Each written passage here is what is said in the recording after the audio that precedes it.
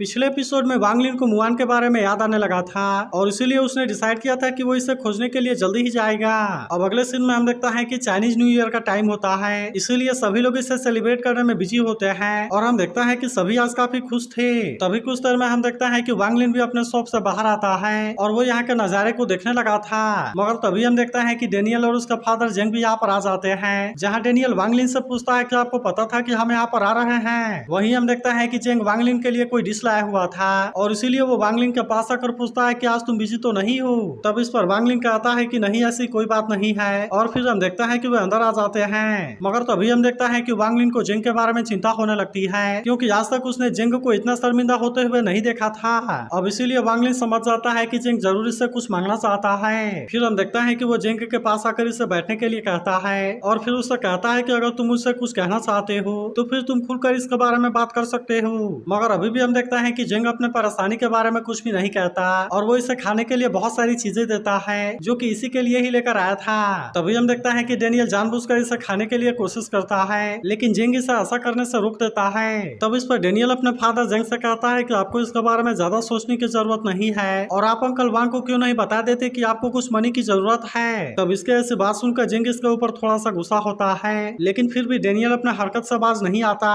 वहीं उधर हम देखता है कि जेंग इसके बारे में अभी भी कुछ नहीं बोल पा रहा था, इसीलिए डेनियल कहता है कि फिर मैं ही इसके बारे में बता देता हूँ और फिर वो वांग लिन से कहता है कि मेरी मदर एक बड़े से शॉप को ओपन करना चाहती है ताकि वो मेरे डैडी को और बड़ा बना सके, मगर असल प्रॉब्लम यह है कि हमारे पास में उतनी एनफ मनी नहीं है और इसीलिए हमें कुछ उधार चाहिए। तभी जेंग इससे बताने लगता है मेरी वाइफ को लगता है कि शॉप छोटी है जिसका वजह से मैं उतना मनी नहीं बना पा रहा, इसीलिए वो बगल वाले शॉप को रेंट पर लेना चाहती है ताकि हम अपने काम को वहाँ पर और अच्छे से शुरू कर सके और इसीलिए मुझे इसमें तुम्हारी थोड़ी सी हेल्प चाहिए। तब इस पर वांग लिन कहता है कि तुम इसके बारे में खुलकर बता सकते हो, जिस पर जेंग कहता है कि मुझे एडवांस में 2 साल का रेंट पे करना होगा और इसीलिए मुझे इसके लिए 50 सिल्वर कॉइन की जरूरत है, लेकिन फिर ऐसा लगता है कि ये कुछ ज्यादा हो जाएगा और इसीलिए वो कहता है कि 30 सिल्वर कॉइन भी काफी है। मगर तभी हम देखता है कि डेनियल पूरे सच्चाई को बता देता है और फिर कहता है कि मॉम ने तो कहा था कि 80 कॉइन की जरूरत है, लेकिन हम देखता है कि वांग लिन अभी भी इनकी हेल्प करने के लिए मान गया था, इसीलिए वो यहाँ से जाता है और तुरंत ही जेंग के सामने मनी ला कर रख देता है, लेकिन इसे देख जेंग कहना लगता है कि ये तो बहुत ज्यादा है और वैसे भी मुझे केवल 30 सिल्वर कॉइन की जरूरत है। लेकिन तभी वांग लिन उसे कहता है कि तुम्हें इसके बारे में परेशान होने की जरूरत नहीं है, क्योंकि मैंने ये मनी असल में तुम्हें उधार नहीं दिया,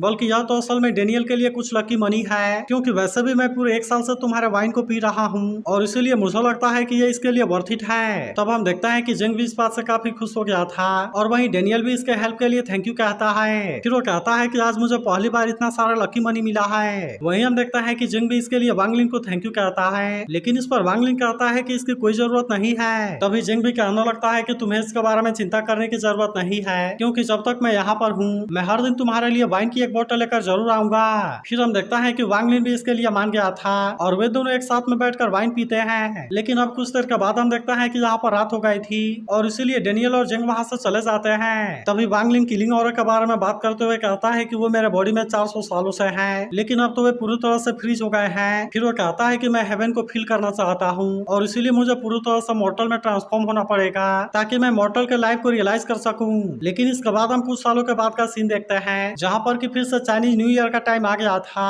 और इसीलिए वहाँ के सभी लोग फिर से इसे सेलिब्रेट करने में बिजी होते हैं। तभी हम देखता है कि कुछ बच्चे वांग लिन से टकराने से बच जाते हैं, इसीलिए एक आदमी से सॉरी कहता है। तभी इसे देखते हुए लीग वो कहता है कि ये तो पूरी तरह से बदल गया है और इसीलिए शायद इसे कोई पहचान भी नहीं पाएगा कि ये कितना खतरनाक है। वहीं हम देखता है कि डेनियल वांग लिन के बारे में ही सोच रहा था और कहता है कि अंकल वांग ने कहा था कि उनकी एक वाइफ ही है, लेकिन वह तो पिछले 6 सालों से अकेले ही रह रहे हैं। तभी वो वांग लिन को देखते ही तुरंत इसके पास आता है और कहता है कि अगर आप यहाँ पर नहीं आए होते तो फिर मैं खुद आपके पास में आने वाला था। तभी हम देखता है कि वांग लिन भी इसे कोई स्नैक देता है और फिर डेनियल इसे अपने साथ लेकर अंदर चला जाता है। तब हम देखता है कि डेनियल के मदर ने वांग लिन के लिए उसका फेवरेट सॉस बनाया था और फिर वो कहती है कि आज तो न्यू ईयर है और इसीलिए आज तुम ज्यादा खाना। लेकिन तभी जेंग कहता है कि वाइन के बिना तो मजा ही नहीं आएगा और अब इसीलिए हम देखता है कि वे इसके साथ में वाइन भी पीना लगता है। तभी हम देखता है कि जेंग वांग लिन से उधार लिया हुआ पैसा इसे वापस करने लगता है, लेकिन इस पर वांग कहता है मैंने बोला था कि ये वाइन के लिए है और इसीलिए मुझे ये नहीं चाहिए। तब इस पर जेंग इससे कहने लगता है कि तुम सच में एक रियल आदमी हो, क्योंकि अगर उस समय तुमने मेरी हेल्प नहीं की होती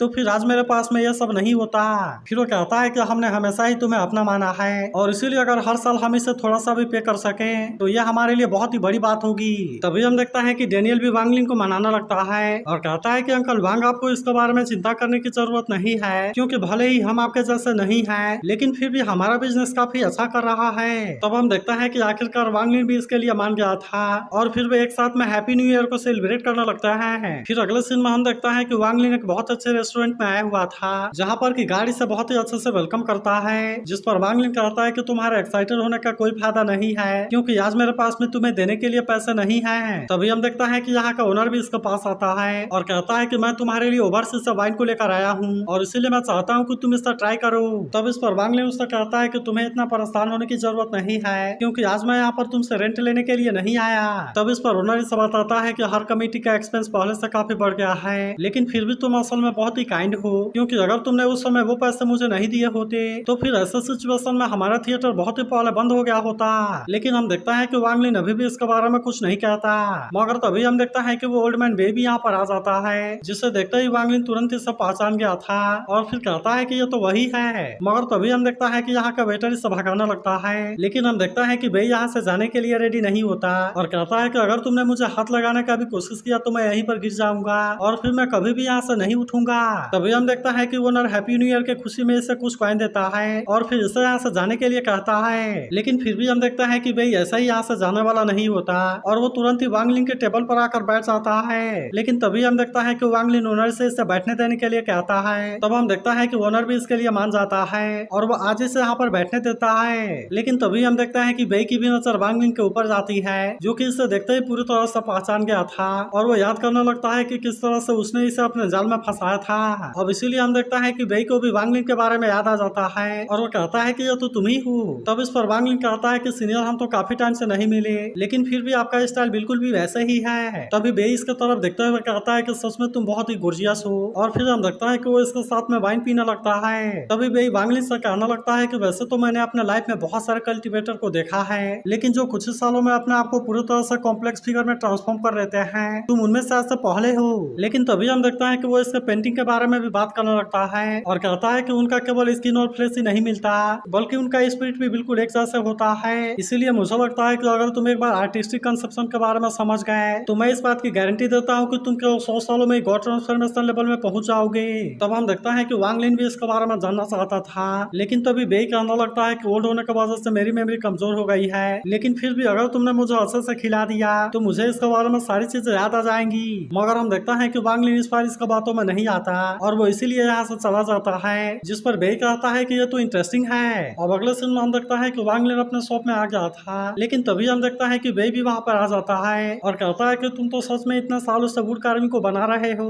फिर हम देखता है कि वो इसके बनाए हुए वुड कार्विंग को देखने लगता है, जो कि सच में इससे काफी पसंद आते हैं और इसीलिए वो इसके लिए काफी एक्साइटेड हो गया था। फिर हम देखता है कि वो इसके लिए वांग लिन की तारीफ करने लगता है, लेकिन हम देखता है कि वांग लिन इस पर ध्यान नहीं देता। तभी बे कहता है कि मैंने तो सच में तुम्हें अंडर एस्टिमेट किया और मैंने नहीं सोचा था कि तुम्हारे पास में ऐसी एनर्जी होगी। फिर वो कहने लगता है कि इन मॉन्स्टर और कल्टीवेटर की कार्विंग बिल्कुल परफेक्ट है, इसीलिए मुझे लगता है कि अगर तुमने इनके साथ में फाइट नहीं किया होता तो फिर इनको इतना अच्छा से बना पाना पूरी तरह से इम्पॉसिबल होता। फिर हम देखता है कि वो वांग लिन के पास आता है और कहता है कि क्या मैं तुम्हारा नाम जान सकता हूँ। तब हम देखता है कि वांग लिन इसे अपने नाम के बारे में बता देता है। तभी अचानक से हम देखता है कि वे यहाँ पर किसी पावर को रिलीज करने लगता है, लेकिन इसे देखते ही वांग लिन पूरी तरह से हैरान हो गया था, क्योंकि वो इसका कल्टीवेशन लेवल के बारे में भी नहीं देख पा रहा था। मगर वहीं हम देखता है कि वे अपने एनर्जी को और ज्यादा रिलीज करने लगता है, जिससे देख वांग लिन कहता है कि यह जगह इस पावर को ज्यादा टाइम के लिए नहीं रोक पाएगी और इसीलिए अच्छा होगा कि आप इसे यहीं पर रोक दीजिए। मगर हम देखता है कि बे इसकी कोई भी बात सुनने वाला नहीं होता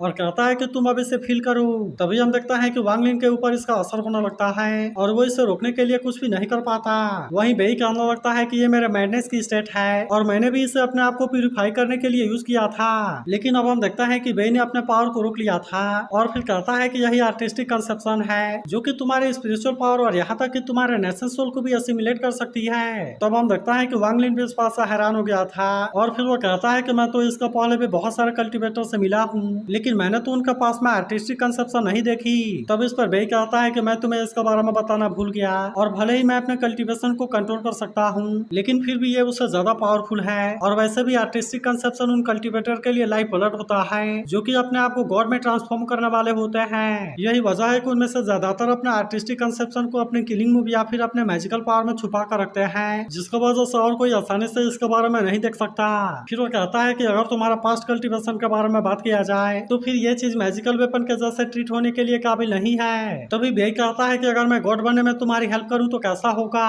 लेकिन इस पर वांग लिन उससे कहता है कि सीनियर आप मेरी हेल्प क्यों करना चाहते हैं। लेकिन अब हम देखता है कि बेई इसके बारे में इससे कोई जवाब नहीं दे पाता और फिर वो कहता है कि तुम्हारे ये स्टैचू बहुत ही सुंदर है। जिस पर वांग लिन कहता है कि ये तो आपके लिए ही है, लेकिन इस पर बेई कहता है कि ये लो लेवल वाला मैजिक वेपन मेरे लिए तो कुछ भी नहीं है और इसीलिए मैं तुम्हें बताना चाहता हूँ कि सेमी लेवल वाला प्रोडक्ट मेरे लिए कुछ इंटरेस्टिंग है और इसीलिए मुझे लगता है कि अगर मैं इसे मांगू तो ये भी बेकार होगा। इसके बाद हम देखता है कि बेई अपने बारे में बात करने लगता है और फिर कहता है क्या तुम्हें दिखाई नहीं देता कि मैं कितना हैंडसम हूँ। इसके बाद वो कहता है कि तुम मेरा वुड कार्विंग क्यों नहीं बनाते। तब इस पर वांग लिन से बताता है कि अभी इसके लिए मेरी कल्टीवेशन एनफ नहीं है और इसीलिए गॉड ट्रांसफॉर्मेशन वाले कल्टीवेटर का स्टैचू बना पाना काफी मुश्किल है। फिर वो बेई से कहता है लेकिन आपको इसके बारे में चिंता करने की जरूरत नहीं है क्योंकि जैसे ही मैं गॉड ट्रांसफॉर्मेशन लेवल में पहुंच जाऊंगा मैं आपका भी परफेक्ट वुड कार्विंग जरूर बनाऊंगा। तब हम देखता है कि बेई भी इसके बात मानने के लिए रेडी हो जाता है और फिर वो कहता है कि तुम्हें मुझे हैंडसम बनाना होगा और मैं चाहता हूँ कि तुम इसे 100 के नंबर में बनाना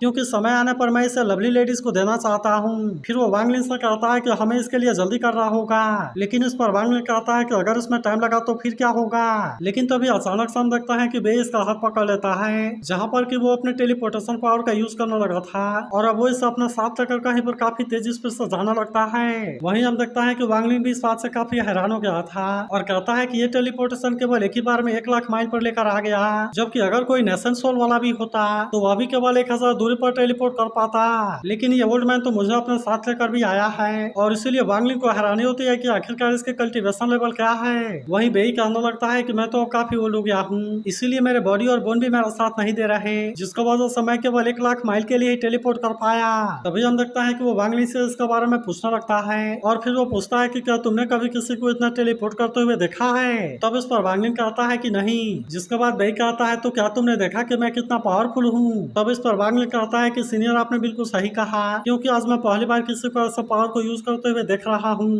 तभी बेई कहने लगता है कि हमारे सामने बायो इंसेक्ट है और अब इसीलिए चलो हम इनके साथ में फाइट करने के लिए चलते हैं। तब इस पर वांग लिन कहता है कि क्या सच में हम इस तरह से वहाँ पर जाने वाले हैं, मगर तभी हम देखता है कि बेई सब पहनने के लिए मैजिकल हैट देता है और कहता है कि जब तक किसी के पास में तुमसे 2 लेवल की ज्यादा कल्टीवेशन नहीं होगी तब तक वो तुम्हारे फेस को साफ तरीके से नहीं देख पाएगा। फिर वो कहता है कि ये तो मेरे कई सालों का इन्वेंशन है और इसीलिए काम होते ही तुम इसे मुझे रिटर्न कर देना। तभी हम देखता है कि वांग लिन फिर से ट्राई करता है लेकिन वो इस बार भी इसका कल्टीवेशन लेवल के बारे में पता नहीं लगा पाता। फिर वो कहता है कि वैसे तो यह हैट ऑर्डिनरी दिखती है लेकिन असल में इसके अंदर कोई अजीब सी फॉर्मेशन लगी हुई है जो कि इसे इतना ताकतवर बनाती है। मगर वहीं हम देखता है कि बेई अपने पावर का यूज करने के लिए रेडी हो गया था, जहां हम देखता है कि वो अपने पावर से किसी स्टैचू को क्रिएट कर लेता है और इसीलिए इसका पावर को देख वांग लिन भी हैरान हो गया था। लेकिन वहीं अब हम देखता है कि बेई अपने पावर का यूज करके यहाँ पर लगे हुए फॉर्मेशन पर अटैक करता है, जहां हम देखता है कि इस फॉर्मेशन की पावर भी इन पर अटैक करने की कोशिश करती है, लेकिन फिर भी बेई ने इसे बहुत ही आसानी से रोक लिया था। मगर वहीं हम देखता है कि इसके अटैक से बेई की स्टैचू यहाँ से गायब होने लगती है और इसीलिए इसे देख बेई इस पास से थोड़ा सा गुस्सा होने लगता है। लेकिन तभी हम देखता है कि बायो इंसेक्ट के सभी मास्टर और डिसाइपल ने इनको चारों तरफ से घेर लिया था, इसीलिए इसे देख वांग लिन को भी इसके बारे में चिंता होने लगती है और कहता है कि इसमें से 30 से ज्यादा लोग तो गॉड लेवल में हैं। वहीं हम देखता है कि सेक्ट लीडर इनको देखने के लिए कोशिश करता है लेकिन वो असल में मैजिकल हार्ट की वजह से इनके चेहरे को नहीं देख पाता। फिर वो कहता है कि तुमने बिना किसी वजह के हमारे सेक्ट के फॉर्मेशन को तोड़ दिया और इसीलिए अगर तुमने इसके बारे में अच्छे से एक्सप्लेनेशन नहीं दिया तो फिर तुम यहाँ से जिंदा बच कर नहीं जा पाओगे। लेकिन तभी बेई कहने लगता है कि मुझे इस बात से कोई मतलब नहीं है क्योंकि असल में इसी ने मुझे हायर किया है और इसीलिए तुम्हें जो भी करना है इसके साथ में करूँ। तब हम देखता है कि वांग लिन भी इस बात से काफी परेशान हो गया था और वहीं लीडर अपने पावर का यूज करके वांग लिन पर अटैक करने के लिए रेडी हो जाता है। तो क्या आपको लगता है कि सीनियर बेई यहाँ पर वांग लिन को फंसाने वाला है? इसके बारे में कमेंट करके जरूर बताना और अगर आप इसके अगले एपिसोड के लिए एक्साइटेड हो तो इस पर एक लाइक जरूर कर देना।